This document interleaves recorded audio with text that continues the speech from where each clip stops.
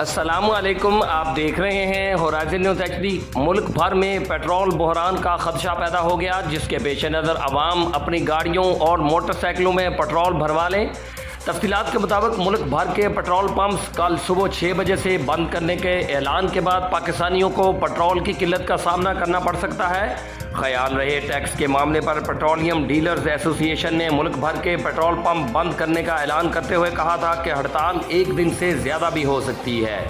Petroleum dealers को हिदायत कर दी है कि 4 जुलाई तक का पेट्रोल पंपों पर पेट्रोलियम मसनूआत का ज़ख़ीरा रखें और 5 जुलाई की सुबह से मुल्क भर के 13,000 डीलर्स पंप्स बंद कर देंगे।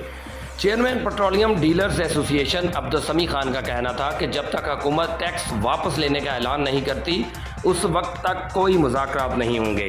पेट्रोलियम डीलर्स ने गाड़ी मालकान से अपील की है कि वो अपनी गाड़ियों में पेट्रोल भरवा लें। Report Abdul Shakoor Sandhu, divisional bureau chief, Bahawalpur, horizon news HD, Pakistan.